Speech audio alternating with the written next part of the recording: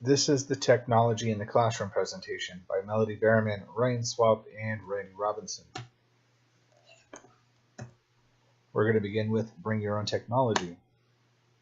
The design of the Bring Your Own Technology program promotes student success in the classroom under the assumption that access to technology increases digital awareness and reinforces classwork. As technology continues to improve, the continued use of the program introduces students and educators with emerging technologies to streamline the educational environment and the workplace. A recent study by the Pew Research Center suggested 23% of American teens have a tablet, 47% have smartphones, and 78% have a cell phone. This gives the majority of American students access to a wealth of knowledge on the web. As you can see in this slide, many students have access to technology and the internet. However, the availability of internet is often determined by the race, level of education, and earning potential of the parents.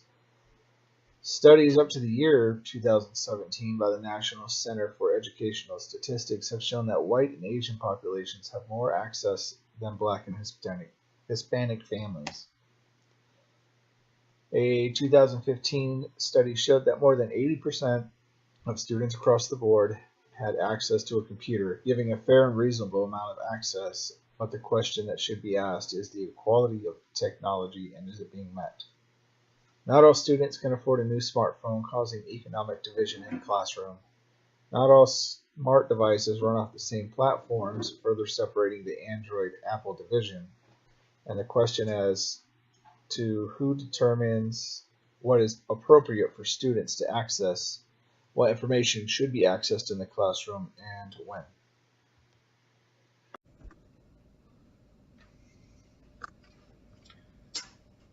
Acceptable use for classroom technology varies from class to class.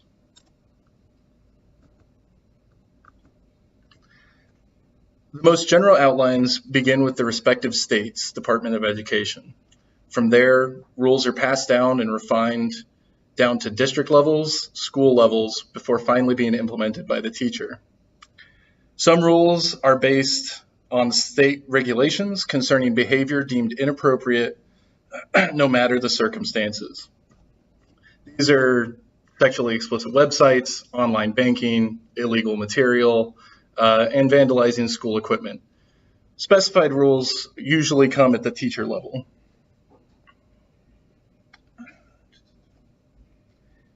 Teachers must make sure to find what works best for students and themselves. Teachers must put forth effort in learning what boundaries are best to put in place for personal technology or for monitoring students if technology is used with personal equipment. Familiarizing yourself with software and how to operate programs used in the classroom will also provide system knowledge to better cultivate student behavior. Everyone is responsible for using technology properly in the classroom. This starts with the teacher and siphons its way down. Teachers ultimately control their classroom. This means they're in charge of how much time they grant for technology. Enforcement should be uniform and firm, and teachers should familiarize themselves with technology before assigning it to the classroom.